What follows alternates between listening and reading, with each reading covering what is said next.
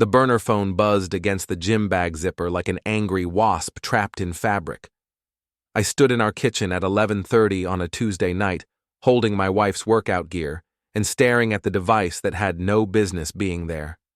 "Wrong number, babe," I called out, keeping my voice light as I walked the phone toward the living room, where Mina sat curled on our leather sectional. "Or just your therapist checking your macros." The joke fell flat.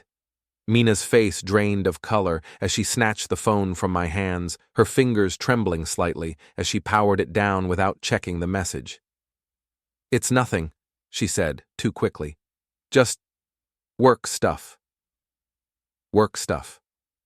Mina volunteered 15 hours a week at the coastal Maine Food Bank, organizing donation drives and updating their social media. Hardly the kind of operation that required encrypted communication devices.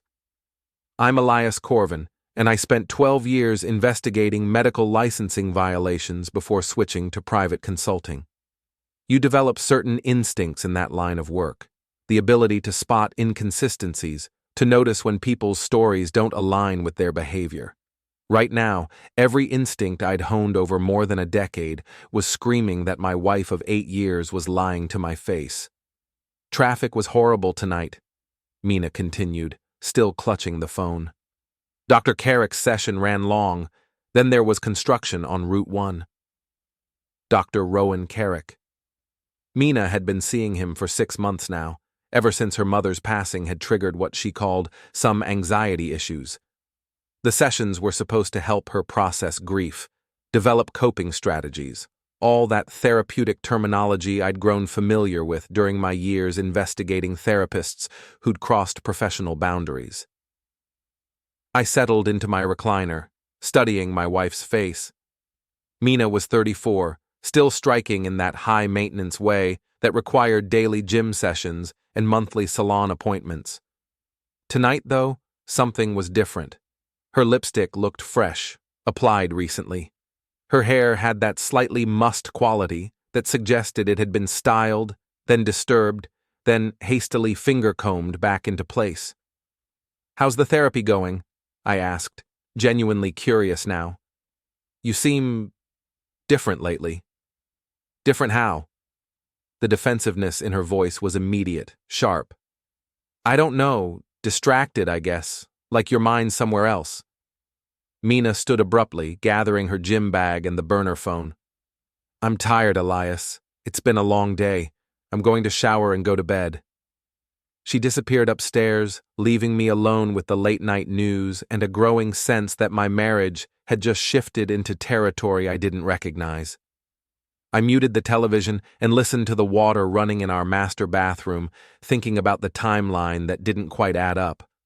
Mina's therapy sessions were scheduled for 7:30 every Tuesday evening. Dr. Kerrick's office was a 20-minute drive from our house in good traffic. Even if the session ran an hour and a half, which would be unusually long for standard talk therapy, she should have been home by 9:30 at the latest. Instead, she'd walked through our front door at 11:15, flushed and defensive and carrying a phone I'd never seen before. The shower stopped running. I heard the hairdryer start up, then stop after just a few minutes. Mina usually spent at least 20 minutes on her post-shower routine, but tonight she was rushing through it. When she emerged from the bathroom 15 minutes later, she was wearing the silk pajama set I'd bought her for Christmas, the one she usually reserved for special occasions. She climbed into bed without her usual nighttime moisturizing ritual, without checking her regular phone for messages, without the small talk that typically marked the end of our days. "Good night," she said, turning away from me and pulling the covers up to her chin. I lay awake for 2 hours after her breathing settled into sleep patterns, staring at the ceiling and running through possibilities. The most obvious explanation was also the most unwelcome one, but my professional experience had taught me that obvious explanations were usually correct, regardless of how much we might want them to be wrong. The next morning, Mina was gone before I woke up. She'd left a note on the kitchen counter. "Early spin class. See you tonight. Love you." Love you. Not I love you, just love you. the abbreviated version people used when the words had become automatic, emptied of actual meaning. I made coffee and sat at our kitchen island, looking out at the February landscape of coastal Maine.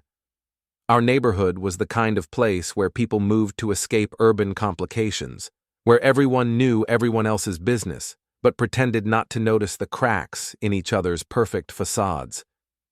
My phone rang. Rex Hartwell, my closest friend since college, now a retired firefighter who spent his days restoring vintage motorcycles and dispensing unsolicited advice. "You sound like garbage," he said without preamble. "Good morning to you too, Rex." "Seriously, what's wrong? You've got that tone." "What tone?" "The one you used to get when you were about to nail some sleazy doctor for insurance fraud. All tight and focused." I told him about the burner phone, about Mina's late return, about the general strangeness that had been building for weeks. Rex listened without interrupting, which was unusual for him. "So what are you thinking?" he asked when I finished. "I'm thinking I need to find out what's really happening in those therapy sessions." "And how exactly do you plan to do that? Patient confidentiality is pretty ironclad." "There are ways," I said. "Legal ways, if you know how to navigate the system." "Elias." Rex's voice carried a warning. "Whatever you're considering, make sure you're prepared for what you might find." I was prepared. At least, I thought I was. After ending the call with Rex, I drove to my office in the Glass and Steel complex where I ran my consulting business. The work was straightforward, helping small medical practices navigate compliance issues, reviewing licensing applications for irregularities, occasionally serving as an expert witness in malpractice cases. It paid well and kept me connected to the medical community without the stress of active investigation work. But today, I wasn't thinking about compliance reviews or expert testimony. I was thinking about patient advocacy laws, about the legitimate channels through which concerned parties could request session documentation, about the forms and procedures I'd used hundreds of times during my years with the state licensing board. I pulled up the patient advocacy statute on my computer and read through the relevant sections. Under Maine law, patients had the right to request copies of their treatment records, including session notes, and in cases where sessions were recorded for training or supervision purposes, audio recordings. The request had to come from the patient or their designated advocate, and it had to be submitted on official forms with proper identification. The key word was advocate. Spouses could serve as patient advocates in certain circumstances, particularly when the patient was dealing with grief or trauma that might impair their judgment. It was a gray area, but one I knew how to navigate. I spent the morning drafting a formal request for Mina's therapy records, using the language and format I'd perfected during my years investigating boundary violations and therapeutic misconduct. The request was technically legitimate. I was genuinely concerned about my wife's mental health and the quality of care she was receiving. The fact that I was also suspicious about the nature of her relationship with Dr. Kerrick was secondary. Legally secondary, anyway. By noon, I had a completed request form and a cover letter explaining my concerns about Mina's deteriorating emotional state and my desire to better understand her treatment plan so I could provide appropriate support at home. It was all true, even if it wasn't the whole truth. Dr. Kerrick's practice was located in a converted Victorian house on Main Street, the kind of building that projected warmth and trustworthiness while charging $200 per session. I'd driven past it dozens of times, but never paid much attention to the details. Now I studied it with professional interest, noting the discreet security cameras, the separate entrance for the therapy offices, the small parking lot hidden behind a privacy fence. The receptionist was a woman in her 50s, with the kind of aggressively cheerful demeanor that suggested she'd been trained to deflect difficult questions. Her nameplate read, Margaret. "I'd like to submit a patient advocacy request," I said, placing my forms on her desk. "For my wife, Mina Corven." Margaret's smile faltered slightly as she scanned the documents. "These look very official. "I work in medical compliance," I said. "I want to make sure everything's properly documented." She excused herself and disappeared into the back office for several minutes. When she returned, her cheerfulness had been replaced by professional caution. "Dr. Kerrick will need to review this request," she said. "We'll contact you within 5 business days." "That's fine. I'll wait to hear from you." I left the office feeling like I'd just lit a fuse, though I wasn't sure what kind of explosion might result. If Mina's relationship with Dr. Kerrick was purely professional, the records request would reveal nothing more than standard therapy notes. If something inappropriate was happening, the request itself might be enough to panic one or both of them into making mistakes. Either way, I'd know soon enough. That evening, Mina came home at her usual time, carrying takeout from the Thai restaurant we both liked. She seemed more relaxed than she had the night before, almost cheerful.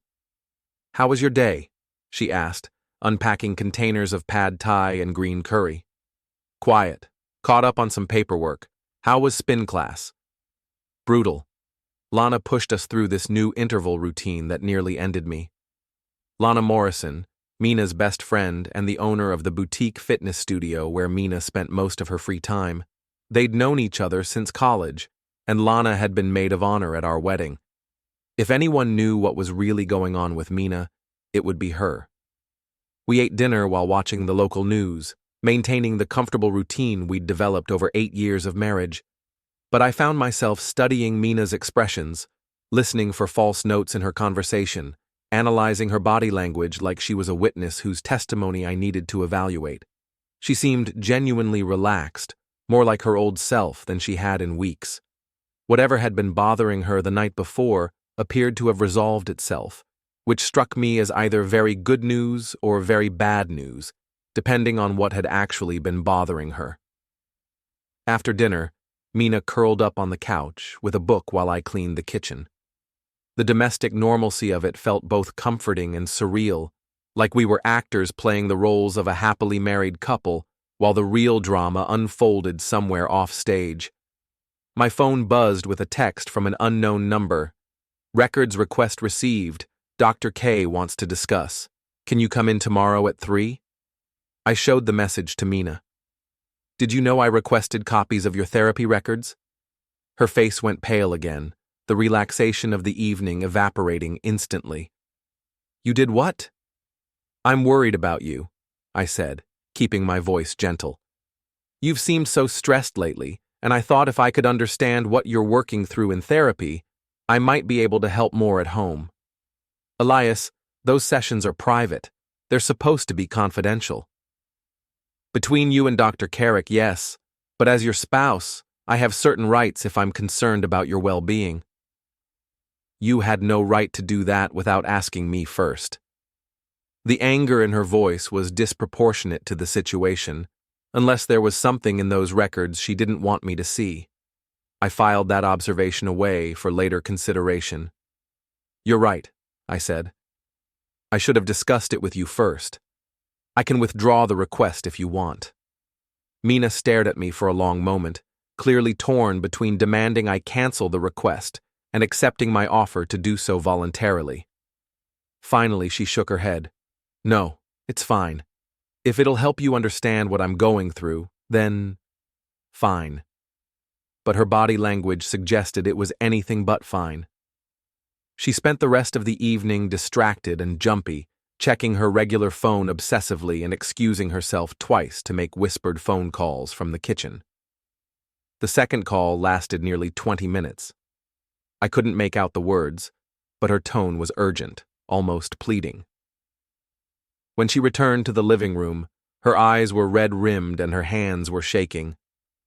"Everything okay?" I asked. "Just talking to Lana about some drama at the studio. You know how it is." I knew how it was, all right. I just wasn't sure it had anything to do with fitness studio drama. That night, Mina took longer than usual to fall asleep. I could feel the tension radiating from her side of the bed, could hear her breathing change every time I shifted position. When I finally drifted off around midnight, I dreamed about empty therapy offices and phones that rang without anyone answering. The meeting with Dr. Kerrick was scheduled for 3 o'clock, but I arrived at his office 15 minutes early, partly out of habit and partly because I wanted to observe the environment when he thought he was unobserved. The waiting room was decorated in soothing earth tones, with abstract paintings that probably cost more than most people's monthly rent. A lavender diffuser pumped calming scents into the air, and soft instrumental music played from hidden speakers. Everything about the space was designed to project competence and trustworthiness.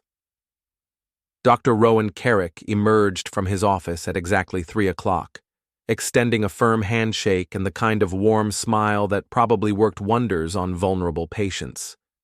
He was younger than I'd expected, maybe early 40s, with a kind of carefully maintained appearance that suggested regular gym sessions and expensive grooming products. "Mr. Corven, thank you for coming in. I thought it would be better to discuss your request in person rather than over the phone." His office was an extension of the waiting room's aesthetic: warm lighting, comfortable furniture arranged to facilitate intimate conversation, diplomas and certifications displayed prominently on the walls. I took the chair he indicated, noting that it positioned me slightly lower than his own seat, a subtle psychological advantage that was probably intentional.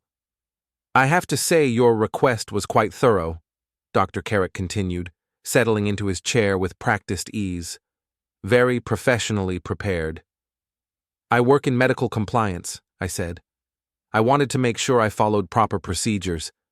"Yes, Margaret mentioned that. What kind of compliance work do you do?" I gave him the abbreviated version of my background, watching his expression carefully. When I mentioned my years with the state licensing board, his smile tightened almost imperceptibly. "Well, that certainly explains the quality of your paperwork," he said. "Now, regarding your wife's treatment, I want you to know that Mina has made excellent progress in processing her grief over her mother's passing." "That's good to hear. She seemed very stressed lately, though, more anxious than usual." Grief counseling can be emotionally challenging. It's normal for patients to experience increased anxiety as they work through difficult feelings. Dr. Kerrick's responses were textbook perfect, the kind of careful language therapists used when they wanted to sound helpful without actually revealing anything substantive. But there was something in his manner that struck me as off, a slight nervousness that seemed inconsistent with a routine patient advocacy request. "About the records," I said. "When can I expect to receive them?" "That's actually what I wanted to discuss with you. Some of Mina's sessions have been recorded for supervision purposes. I'm working toward a specialty certification that requires documented case studies. Before I can release those recordings, I need written consent from Mina herself. Recorded sessions." That was interesting information, and not something Dr. Kerrick had been required to volunteer. The fact that he'd mentioned it suggested either exceptional transparency or significant nervousness about what those recordings might contain. "Of course," I said. "I'll discuss it with Mina tonight and have her sign whatever consent forms you need." "Excellent. I'll prepare the documentation and have it ready for you tomorrow." The meeting lasted only 20 minutes. But it gave me everything I needed to know. Dr. Kerrick was definitely hiding something, and whatever it was significant enough to make him nervous about a routine records request from a patient's spouse. I drove home through the February afternoon, thinking about the conversation and what it might mean. If Mina's therapy sessions had been recorded, those recordings would contain whatever was really happening between her and Dr. Kerrick. The question was whether I could get access to them without alerting both parties to my suspicions. Mina was waiting for me when I got home, pacing around our kitchen like a caged animal. She'd obviously been anxious all day, probably wondering what Dr. Kerrick and I had discussed. "How did it go?" she asked, before I'd even taken off my coat. "Fine. He seems like a good therapist, very professional." "What did he say about the records?" "He mentioned that some of your sessions have been recorded. He needs your written consent before he can release them to me." Mina's face went through several expressions in rapid succession: surprise, fear, and something that might have been calculation. Recorded? He never told me they were being recorded. That was either a lie or a serious violation of informed consent protocols.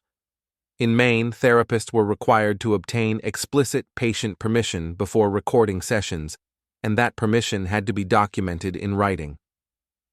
He said it was for supervision purposes, I continued, watching her reaction carefully. Something about a certification he's working on. I don't remember signing anything about recordings. Maybe it was in the initial paperwork? There's usually a lot of forms to sign when you start therapy. Mina shook her head, but she looked uncertain now, like she was trying to remember details she'd previously ignored. I don't know. Maybe. I pulled the consent forms Dr. Kerrick had given me from my briefcase. Anyway, he needs you to sign these before he can release anything to me, but if you're not comfortable with that, I can withdraw the request. I was giving her an easy way out, testing whether she'd take it. If there was nothing inappropriate in those recordings, she should have no problem signing the consent forms. If she refused or made excuses, that would tell me everything I needed to know. Mina stared at the forms for a long time, clearly wrestling with some internal conflict. Finally, she picked up a pen from the kitchen counter. "It's fine," she said, signing her name with quick, sharp strokes. "If it'll help you understand what I'm going through, then it's fine." But her hands were shaking as she signed, and she wouldn't meet my eyes. The next morning, I delivered the signed consent forms to Dr. Kerrick's office. Margaret informed me that the records would be ready for pickup by the end of the week, which gave me several days to prepare for whatever I might find. I spent those days conducting my own investigation, using the skills I'd developed during 12 years of licensing investigations. I started with basic background research on Dr. Kerrick, pulling his professional licensing information, checking for any previous complaints or disciplinary actions, reviewing his credentials and training history. On paper, Dr. Kerrick looked impressive. Graduate degree from a respected university, internship at a major hospital, 5 years of supervised practice before opening his own office. No disciplinary actions, no malpractice claims, no red flags in his professional record. But I'd learned during my years as an investigator that the absence of official complaints didn't necessarily mean the absence of problems. Many patients never reported boundary violations, either because they didn't recognize them as violations or because they were too embarrassed to come forward. I decided to dig deeper, starting with online reviews of Dr. Kerrick's practice. Most were generic 5-star ratings with comments like life-changing and finally found someone who understands. But buried among the glowing reviews were a few that struck me as oddly specific. One review, posted by someone identified only as Jennifer K., described Dr. Kerrick as incredibly insightful and caring, but maybe a little too personal in his approach.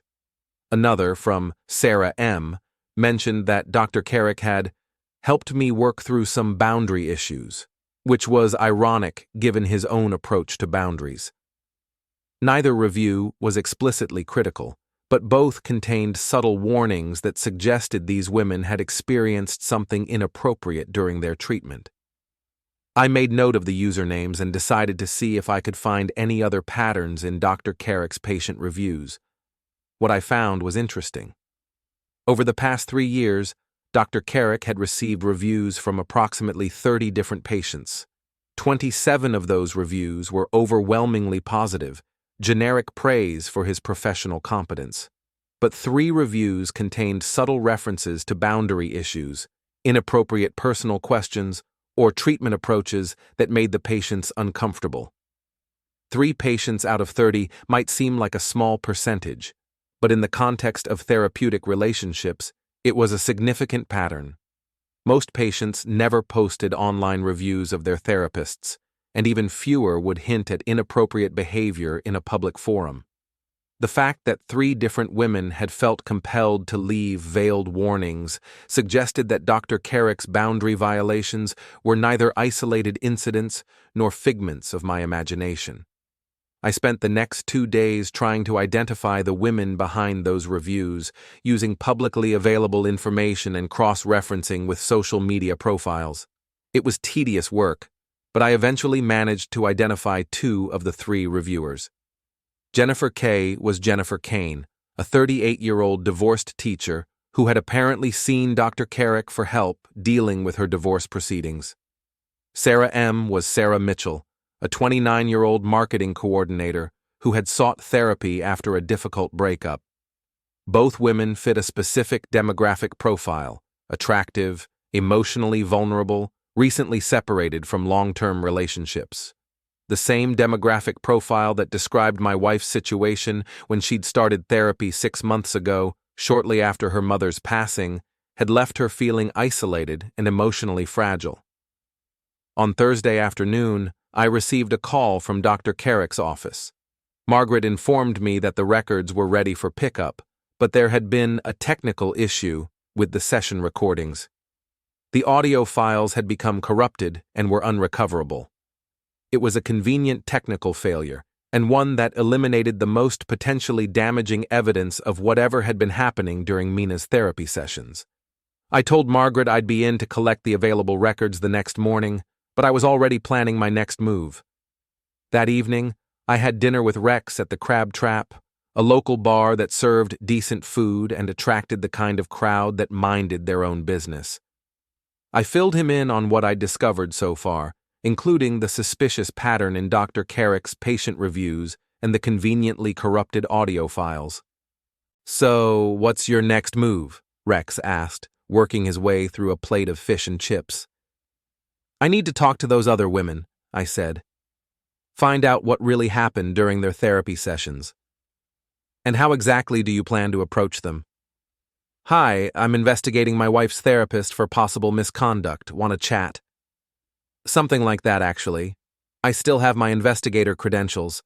If I present it as an official inquiry into potential licensing violations, they might be willing to talk." Rex shook his head. "You're walking into dangerous territory, Elias. Even if you're right about this guy, you're talking about destroying your wife's reputation along with his." "My wife made her choices," I said. "I'm just making sure there are consequences for them." The next morning, I collected Mina's therapy records from Dr. Kerrick's office. The file contained standard session notes, treatment plans, and progress assessments, all perfectly professional and revealing nothing more than routine grief counseling. Without the audio recordings, there was no evidence of anything inappropriate. But I wasn't ready to give up yet. I had the names of 2 women who might have experienced similar boundary violations, and I had the investigative skills to approach them in a way that might encourage them to share their experiences. I started with Jennifer Kane, the divorced teacher. I found her home address through public records and decided to approach her directly, rather than trying to contact her through social media or email. Face-to-face conversations were more likely to produce honest responses, especially when dealing with sensitive topics. Jennifer lived in a small apartment complex about 20 minutes from Dr. Kerrick's office. I knocked on her door on Saturday morning, introducing myself as a medical licensing consultant, investigating potential violations of professional standards. "I'm not sure I understand," Jennifer said, looking nervous. "Is Dr. Kerrick in some kind of trouble?" "I'm reviewing some concerns that have been raised about his practice," I said, keeping my tone professional and non-threatening. "I noticed that you left a review mentioning boundary issues, and I was hoping you might be willing to discuss your experience." Jennifer hesitated, clearly uncomfortable with the conversation. But after a moment, she invited me inside and offered me coffee. "I probably shouldn't have written that review," she said, settling into a chair across from me. "It wasn't really fair to him. What happened during your sessions that made you concerned about boundaries?" "It was little things, mostly. Personal questions that didn't seem related to my divorce. Comments about my appearance. He had this way of making everything feel very intimate." Can you be more specific? Jennifer looked down at her coffee cup, clearly debating whether to go on. He used to rest his hand on my shoulder when I was upset. It was brief, nothing openly inappropriate, but it made me uneasy. And he asked a lot of personal questions about my relationships, about whether I was seeing anyone new. Did he ever suggest meeting outside the office? Not exactly, but he mentioned this restaurant he liked, said I should try it sometime. When I went there a few weeks later, he was there with another woman. A patient, I think, based on how they were talking. That was significant information. If Dr. Kerrick was meeting patients at restaurants, it suggested a pattern of boundary violations that went beyond inappropriate touching or personal questions. Did you report any of this to the licensing board? I thought about it, but I wasn't sure if I was overreacting. He never did anything explicitly wrong, you know. It was just the way he made me feel.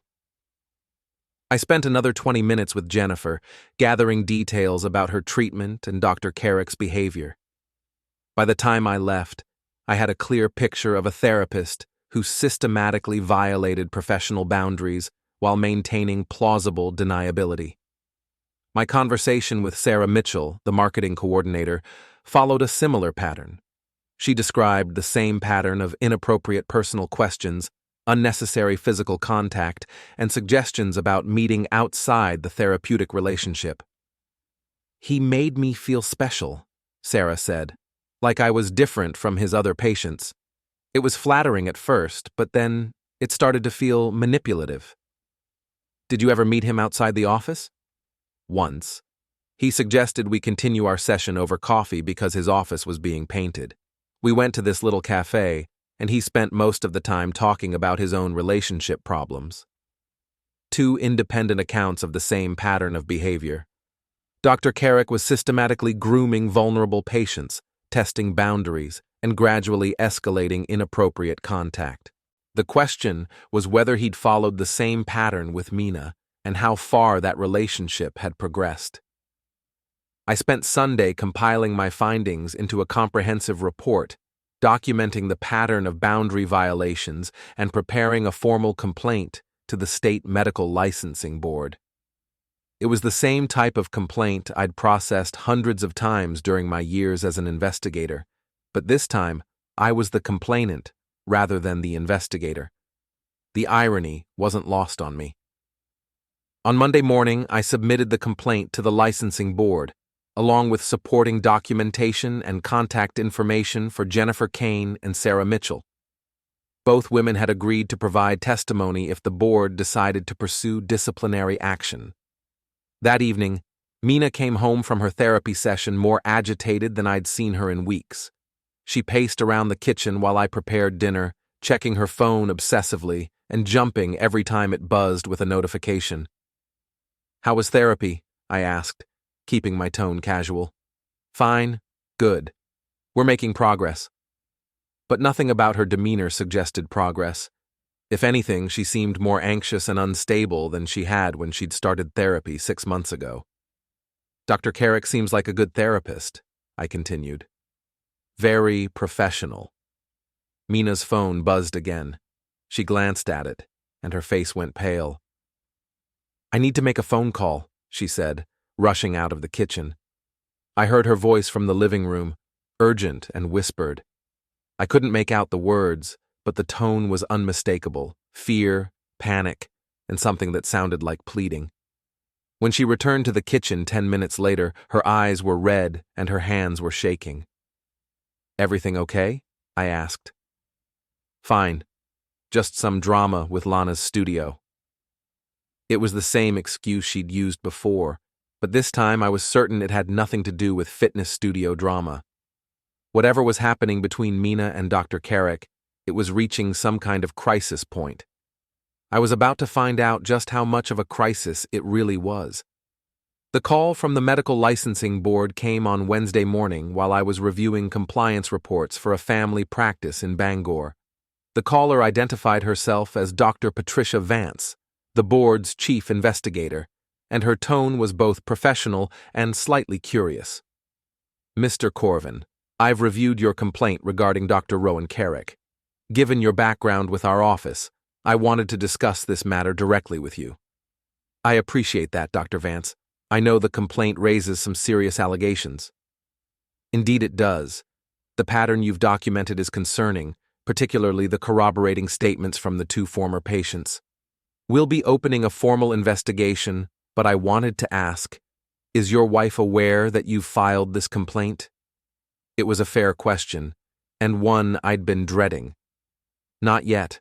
I wanted to see if the board felt there was sufficient evidence to proceed before involving her directly.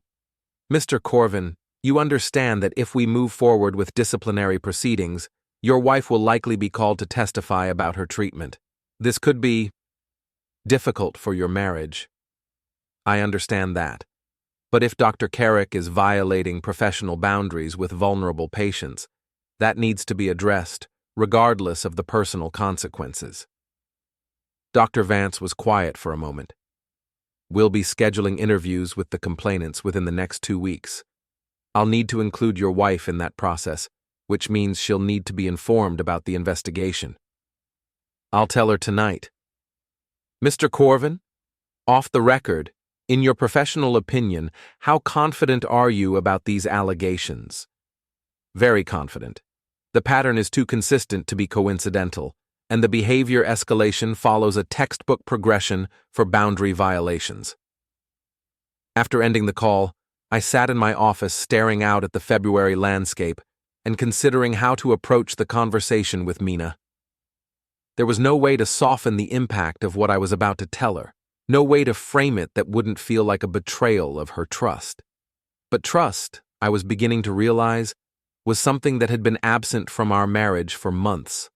I drove home early that afternoon, arriving before Mina returned from whatever activities filled her days. I used the time to prepare dinner and rehearse different versions of the conversation we needed to have. Mina walked through the front door at 6:30, carrying shopping bags from the boutique stores downtown. She seemed more relaxed than she had in days, almost cheerful. "You're home early," she said, kissing my cheek in a gesture that felt automatic rather than affectionate. "I wanted to cook for you tonight. We need to talk about something." The cheerfulness evaporated instantly. "What about?" "Let's eat first, then we'll talk." Dinner was tense despite my attempts at normal conversation. Mina picked at her food and checked her phone repeatedly, clearly sensing that whatever I wanted to discuss was significant. After we finished eating, I poured 2 glasses of wine and led her to the living room.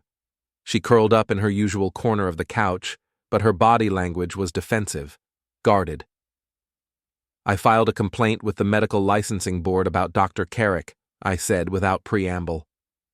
Mina's wine glass slipped from her fingers, sending red wine across our coffee table and onto the cream-colored rug. She stared at me in shock, her mouth opening and closing without producing any sound. "You did what?" "I filed a formal complaint alleging professional misconduct and boundary violations." "Elias, you can't do that. You can't destroy someone's career based on what? Suspicion?" "It's not based on suspicion. I spoke with 2 of his former patients. They described a clear pattern of inappropriate behavior, personal questions, unnecessary physical contact, suggestions about meeting outside the therapeutic relationship." Mina's face had gone completely white. "You investigated him?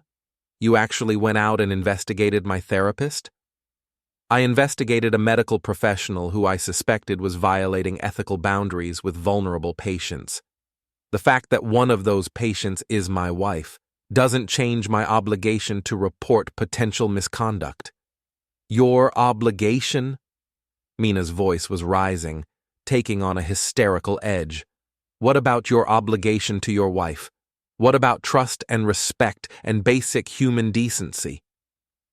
What about honesty, Mina? What about fidelity? What about the vows we made 8 years ago?" The words hung in the air between us, finally giving voice to the suspicions that had been building for weeks. Mina stared at me with something that might have been hatred. "I don't know what you think is happening," she said slowly. "But you're wrong." "Am I? Then explain the burner phone. Explain why you come home from therapy sessions looking like you've been doing something other than talking about your feelings. Explain why you're more anxious and unstable now than when you started treatment. I don't have to explain anything to you. You've already made up your mind. She stood up abruptly, wine dripping from her clothes onto the rug. I'm going to Lana's. I can't be here right now. Mina, wait. The board is going to want to interview you as part of their investigation. You need to understand what's happening. She turned back to face me, and the expression on her face was unlike anything I'd seen during our 8 years of marriage. Cold, calculating, and completely devoid of affection. You want to destroy him? Fine. But you're destroying us too, and I hope you think it's worth it. She grabbed her purse and car keys and left, slamming the front door hard enough to rattle the windows. I sat alone in our living room, surrounded by spilled wine and the wreckage of my marriage, and wondered if I'd just made the biggest mistake of my life. But by Thursday morning, I knew I'd made the right choice. Mina didn't come home Wednesday night. She sent a text around 11 saying she was staying at Lana's and needed space to think. I spent a sleepless night alternating between anger and regret, but by dawn, I was certain that I'd done what needed to be done. The confirmation came in an unexpected form. Dr. Vance called me at 9 o'clock Thursday morning, her voice tight with professional excitement. Mr. Corven, we've had a development in the Kerrick investigation. 2 additional complainants came forward after word of the investigation leaked. Both described the same pattern of boundary violations you documented. 2 more women? Yes. And Mr. Corven? One of them has text messages, explicit communications that remove any doubt about the nature of Dr. Kerrick's relationship with his patients. Text messages. Physical evidence of inappropriate contact between a therapist and his patients. It was exactly the kind of smoking gun evidence that would make the licensing board's case ironclad.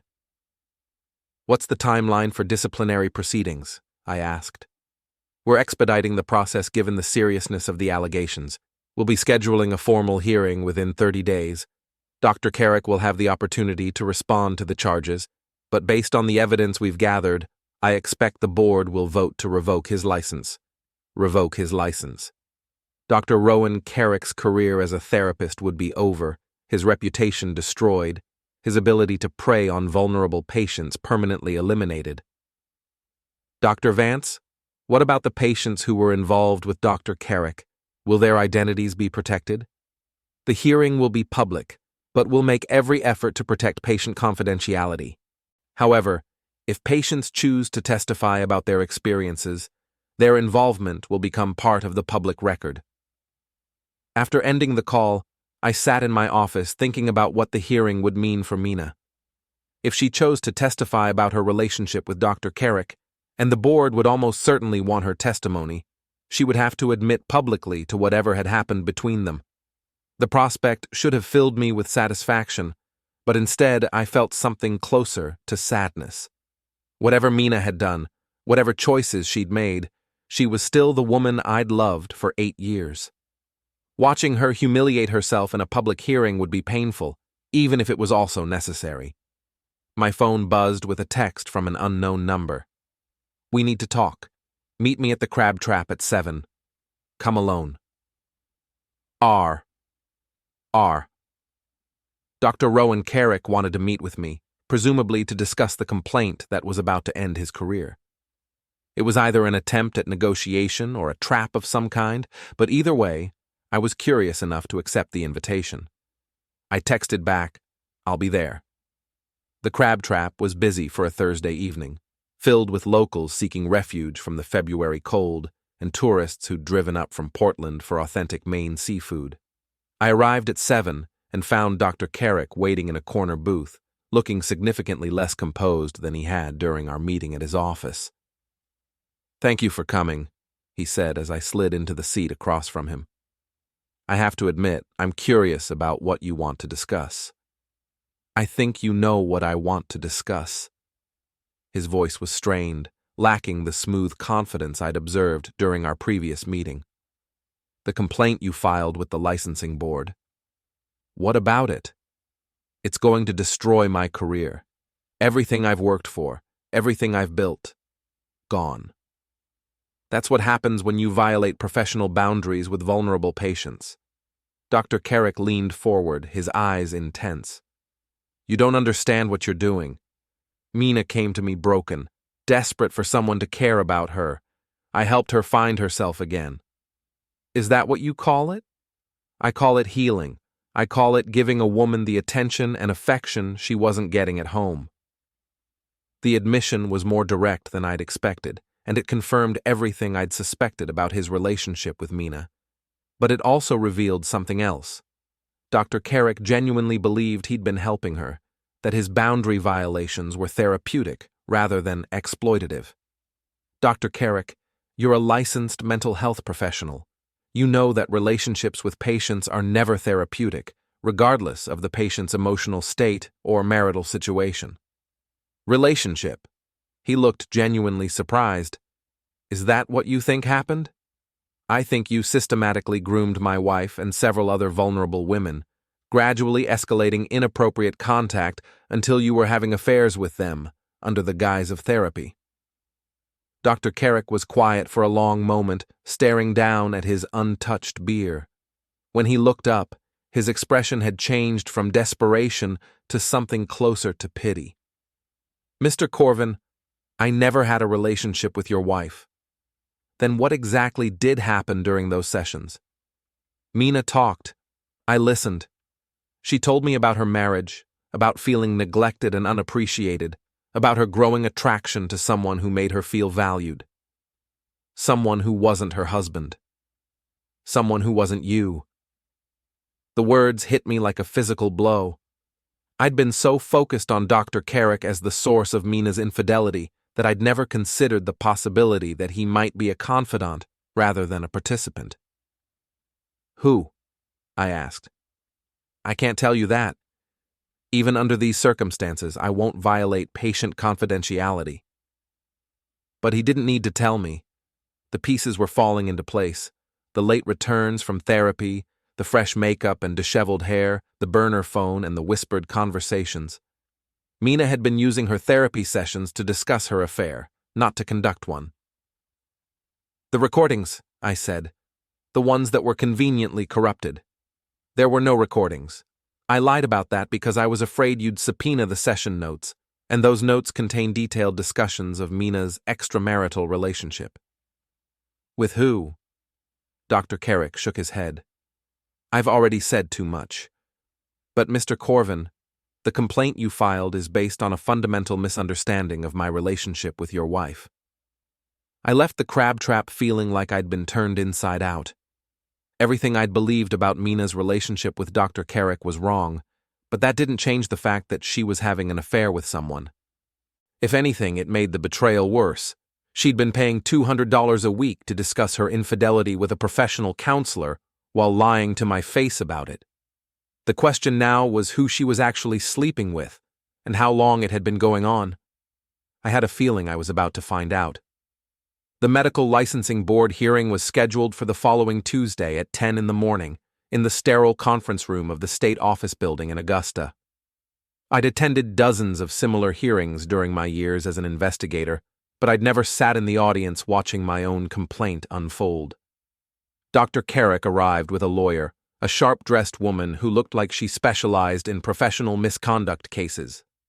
They took their seats at the respondent's table, Dr. Kerrick looking pale and defeated, despite his attorney's confident demeanor.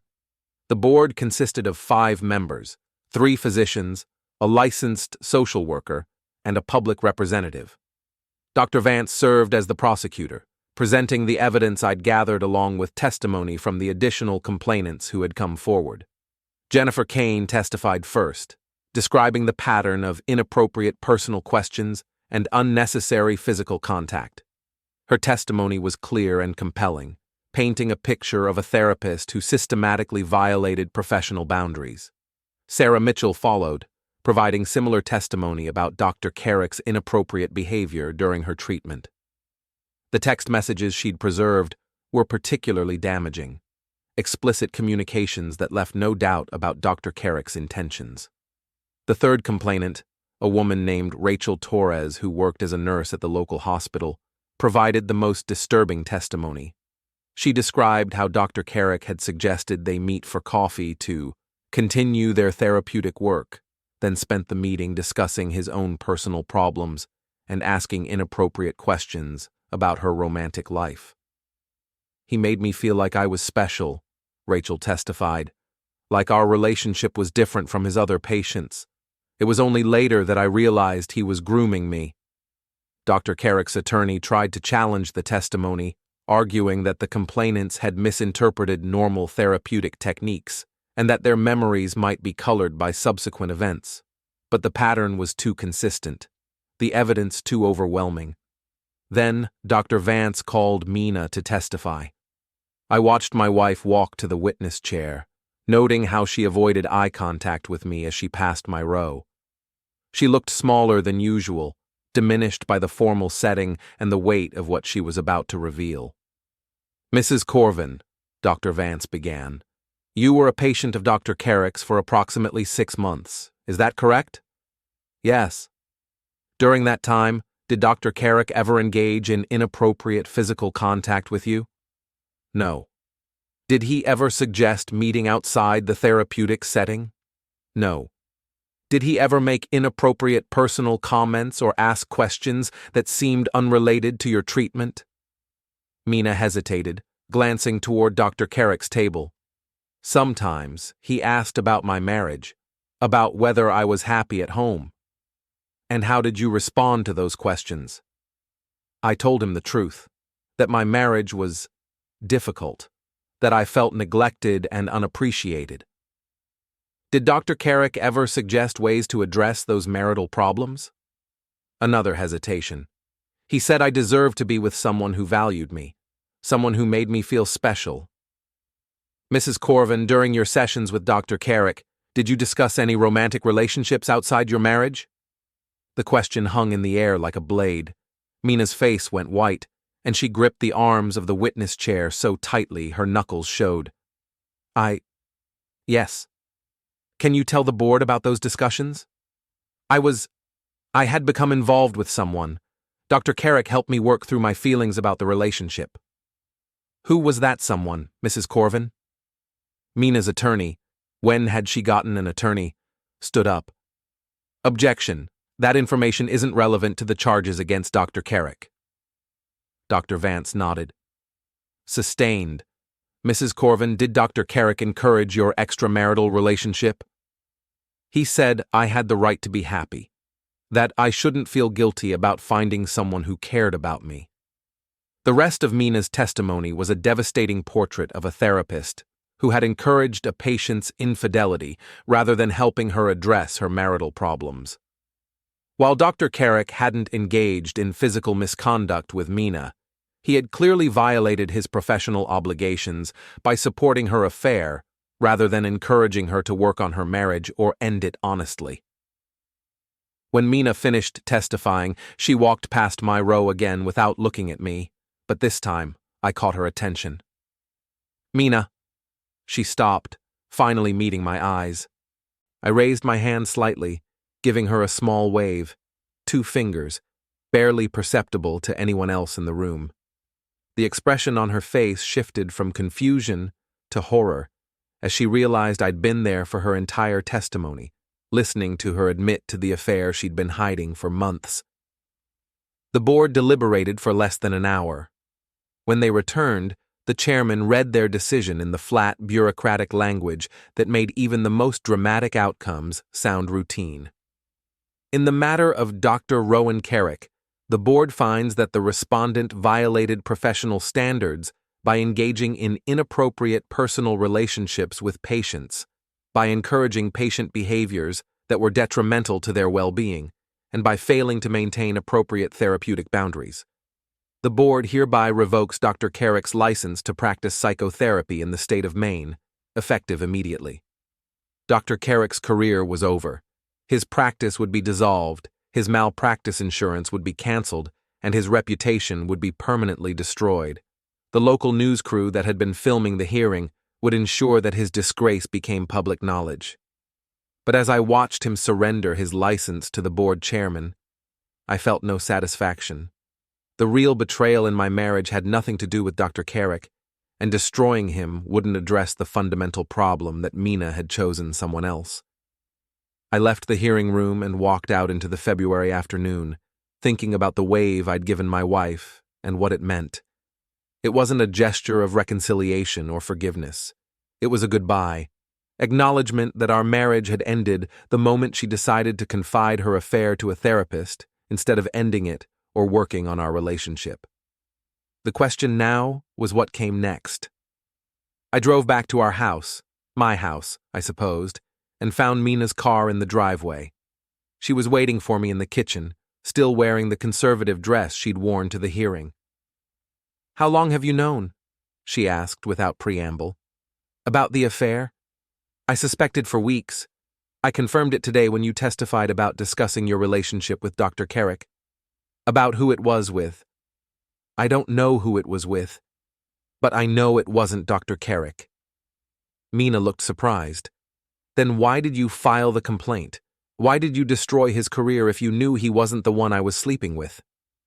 "Because he was still violating professional boundaries with vulnerable patients, because he encouraged your affair instead of helping you address our marital problems, because what he did was wrong, regardless of whether he was sleeping with you, and because you wanted to hurt me. Yes, because I wanted to hurt you." The honesty of it seemed to surprise both of us.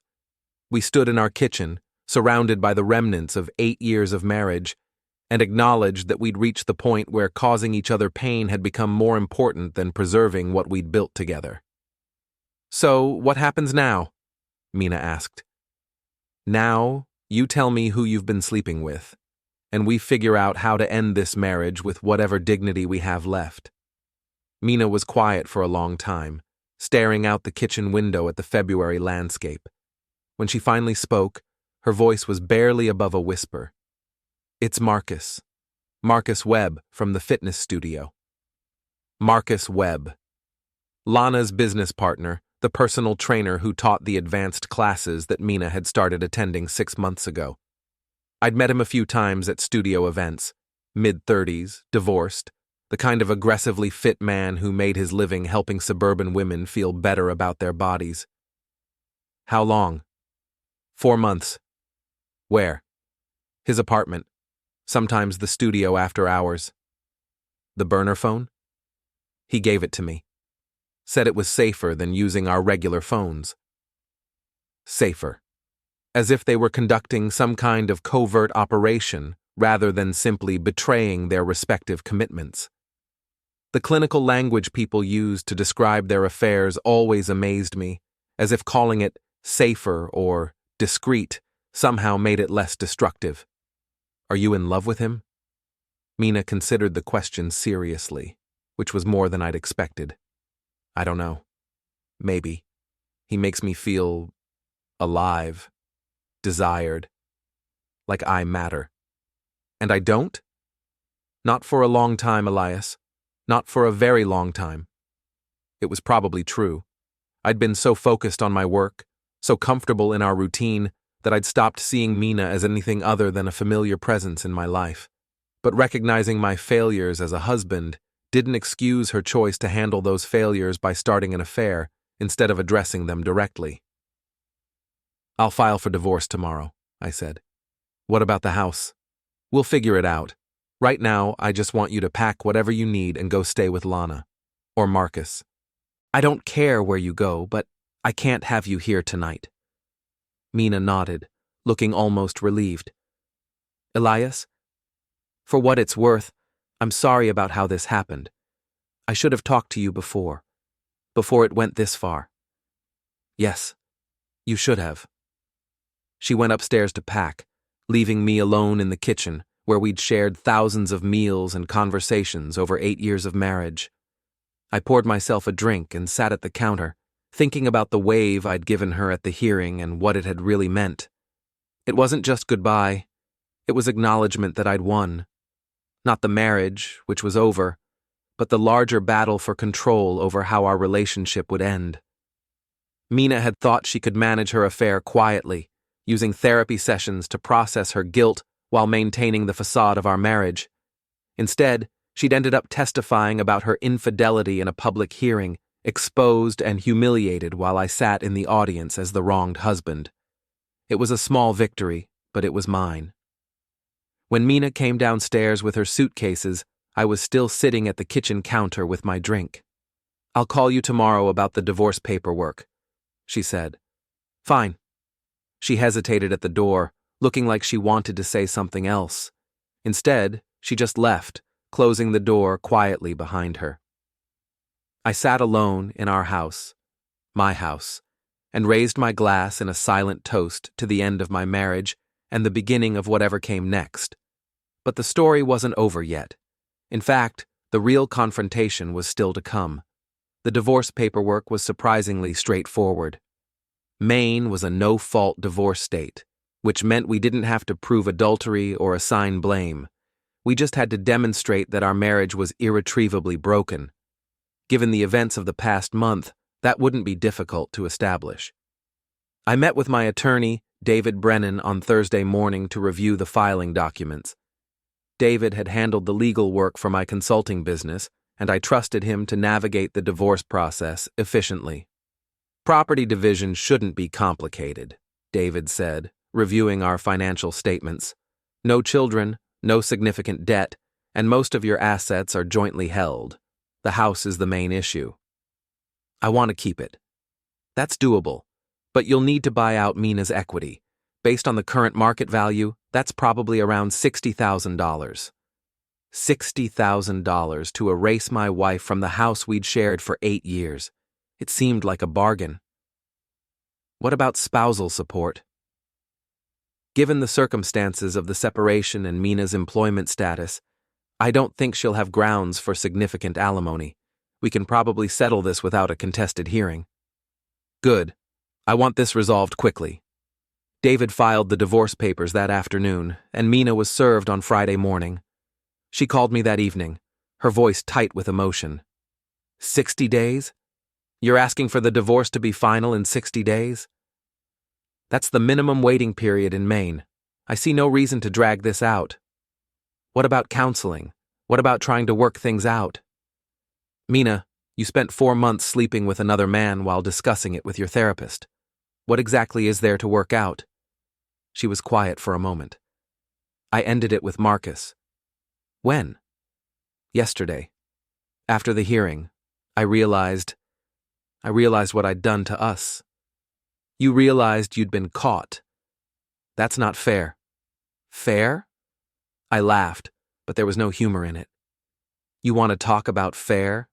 Let's talk about the 4 months you spent lying to my face while you worked through your feelings about your affair in therapy. Let's talk about the $60 a week I paid for your gym membership so you could meet your lover. Let's talk about fair. Elias, please. I know I made mistakes, but we can fix this. We can go to counseling together, work through our problems. The problem is that you're a liar and an adulterer. There's no therapy for that." I hung up before she could respond, but the conversation left me unsettled. Part of me, a small, stupid part, wanted to believe that she was genuinely remorseful, that ending the affair meant something. But I'd learned too much about deception over the past month to trust anything Mina said.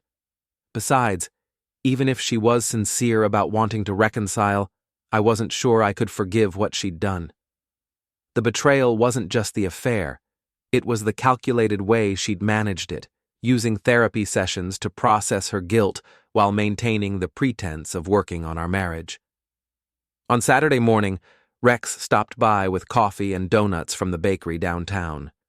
We sat in my kitchen, and he listened while I brought him up to speed on the hearing and the divorce filing. "So it's really over?" he asked. "It's really over." "How do you feel about that?" "Relieved mostly, and angry, but also empty, I guess. 8 years of marriage, and this is how it ends. You could still try counseling if she's really ended the affair. Rex, She spent 4 months discussing her affair with a licensed therapist instead of ending it or working on our marriage. What makes you think couples counseling would be any different? Rex nodded, conceding the point. So, what's your plan now? Finalize the divorce, buy out her equity in the house, and move on with my life. That simple? That's simple. But it wasn't simple, because Mina wasn't ready to let go. Over the next 2 weeks, she called me repeatedly, sometimes crying, sometimes angry, always trying to convince me to reconsider the divorce. She showed up at my office twice, forcing me to have security escort her out. She sent flowers with notes about working through our problems together. The harassment culminated on a Wednesday evening when I came home to find her car in my driveway and Mina sitting on my front porch. "We need to talk," she said as I approached the door. "We have nothing to talk about. The divorce will be final in 6 weeks." "Elias, please. I've been thinking about what you said, about the therapy and the lying. You're right. I handled everything wrong, but that doesn't mean our marriage has to be over." "Yes, it does." "Why? Because I made a mistake? Because you made a choice. Every day for 4 months, you chose to continue the affair instead of ending it. You chose to lie to me instead of telling the truth.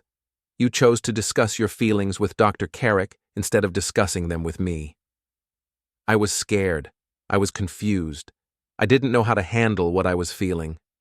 So you decided to handle it by sleeping with someone else." Mina's face crumpled, and she started crying, the kind of desperate, ugly crying that was probably genuine. But even genuine remorse couldn't undo 4 months of calculated deception. "I can't lose you," she sobbed. "I can't lose everything we built together." "You already did. The moment you decided Marcus Webb was more important than our marriage." "He wasn't more important. He was just different, exciting. I felt like myself again when I was with him." "And what did you feel like when you were with me?" She looked up at me, tears streaming down her face. "Invisible." The word hit me harder than I'd expected. Invisible. After 8 years of marriage, my wife had felt invisible when she was with me. Maybe that didn't justify her affair, but it explained it in a way that made me question my own role in the destruction of our relationship. "I'm sorry you felt that way," I said finally, "but that doesn't change what you did about it. It could change what we do now. We could start over. We could—" "Mina, stop. Just stop. It's over. Accept it and move on." She stared at me for a long moment, and I watched her expression shift from desperation to something harder, more calculating. "Fine," she said, wiping her eyes. "If that's how you want it." She stood up and walked to her car without another word. But something about her tone, about the sudden shift in her demeanor, made me think this wasn't the end of her attempts to salvage our marriage. I was right. The next morning, I received a call from David Brennan. His voice was tense, professional. "Elias, we have a problem. Mina's attorney filed a motion to contest the divorce." "On what grounds?" "She's claiming the marriage isn't irretrievably broken, that you filed for divorce in retaliation for her testimony at the medical board hearing, and that she's willing to attend counseling to address the marital problems." "Can she do that?" "She can try. It probably won't succeed, but it could delay the final decree by several months. Several months of legal battles, of depositions and hearings and court-mandated counseling sessions. Mina was trying to force a reconciliation by making the divorce process so unpleasant that I'd give up and agree to work on the marriage. What are our options? We fight it, document her affair, demonstrate that the marriage really is irretrievably broken, and push for a quick resolution. Do it. But even as I authorized David to contest Mina's motion, I was thinking about other options. Legal channels were slow and expensive, and Mina had already proven that she was willing to manipulate the system to get what she wanted. Maybe it was time to remind her that I was better at manipulation than she was. That evening, I drove to the fitness studio where Mina had met Marcus Webb. It was after hours, but I knew the building was often used for private training sessions and administrative work. I parked across the street and waited. At 8:30, Marcus's truck pulled into the parking lot. He went inside, and 10 minutes later, Mina's car arrived. So much for ending the affair. I watched them through the studio's large windows as they talked near the reception desk. Their body language was intimate, familiar, not the interaction of two people who had recently ended a relationship. After 20 minutes, they moved to one of the private training rooms in the back of the building. The windows were frosted for privacy, but I could see their silhouettes moving together in ways that left no doubt about what they were doing. I took photos with my phone, documenting the date and time. Then I sat in my car and waited for them to finish. Marcus left first, around 10 o'clock. Mina emerged 15 minutes later, checking the parking lot carefully before getting in her car. She looked satisfied, relaxed, the same expression she'd worn after her therapy sessions with Dr. Kerrick. The next morning, I sent the photos to David Brennan, along with a detailed timeline of Mina's harassment attempts and false claims about ending the affair. "This should be enough to get her motion dismissed," David said when he called me back. "Continuing an affair while claiming the marriage can be saved is pretty clear evidence of bad faith." "Good. File whatever you need to file." But I wasn't done yet. Mina had tried to manipulate the legal system to force a reconciliation, and she'd lied about ending her affair to make her case more sympathetic. It was time to show her what real manipulation looked like. I spent the weekend planning my response, thinking about the most effective way to demonstrate that her attempts to save our marriage were not only futile, but actively counterproductive. On Monday morning, I put my plan into action. The final confrontation was about to begin. I started with the fitness studio. Monday morning, I called the building's property management company and inquired about their after-hours access policies. It turned out that tenants were required to maintain detailed logs of anyone using the facility outside normal business hours for insurance and liability purposes. "I'm calling on behalf of my attorney," I told the property manager, using the authoritative tone I'd perfected during my years as a licensing investigator. "We're documenting facility usage for a legal matter involving one of the tenants." The property manager, probably assuming this was related to a slip-and-fall lawsuit or similar liability issue, was surprisingly cooperative. Within an hour, I had copies of the after-hours access logs for the past 6 months. The logs told a clear story. Marcus Webb and Mina Corven had been accessing the facility together every Tuesday and Thursday evening for the past 4 months, always after regular business hours, always for sessions that lasted between 1 and 2 hours. Tuesday evening sessions. The same nights Mina had claimed to be attending therapy with Dr. Kerrick.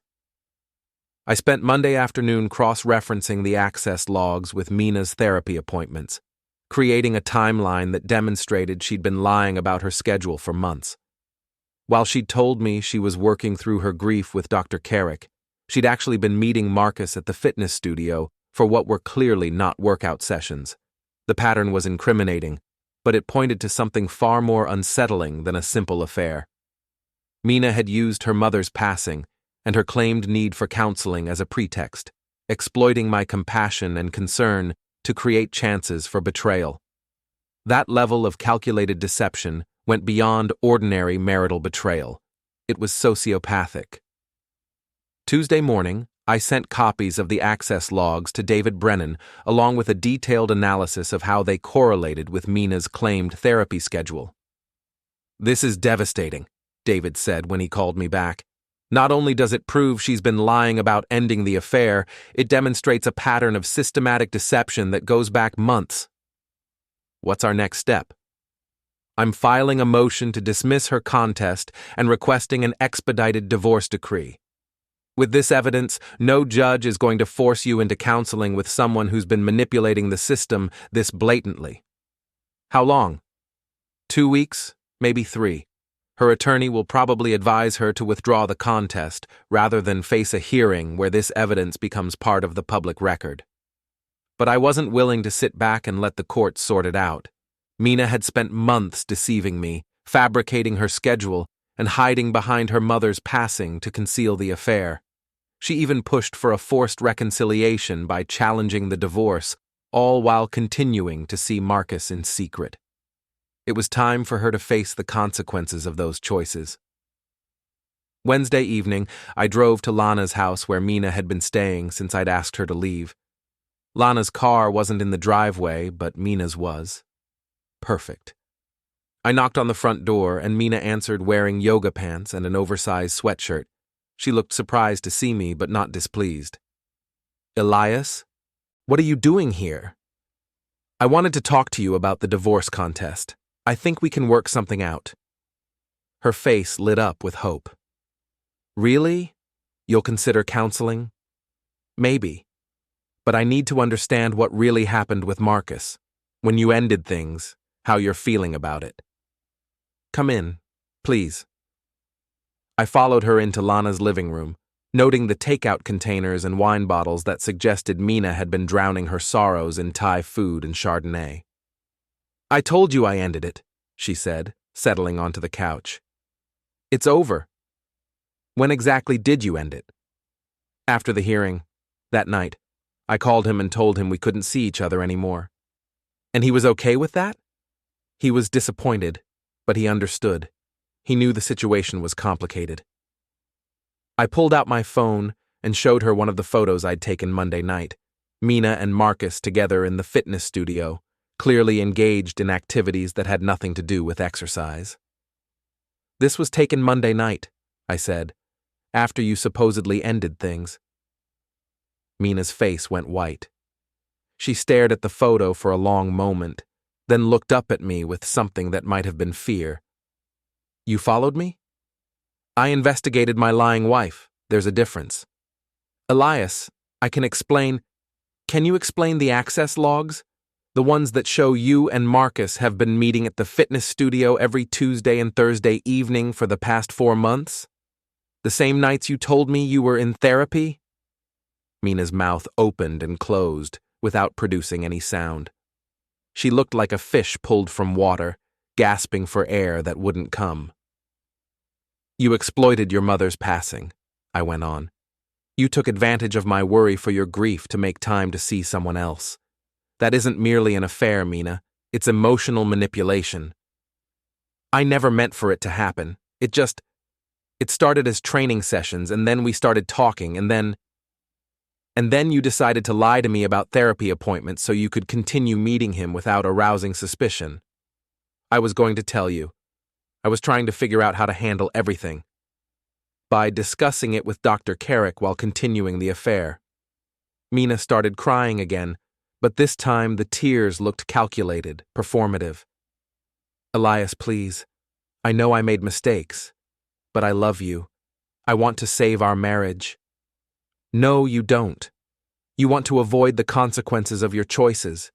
You want to manipulate me into forgiveness so you can continue living the life you've built on lies." I stood up, looking down at her crumpled form on Lana's couch. "The divorce will be final in 2 weeks. Your contest has been dismissed. The access logs and photos will become part of the public record if you try to fight it." "Public record?" "Divorce proceedings are public documents, Mina. Anyone can access them.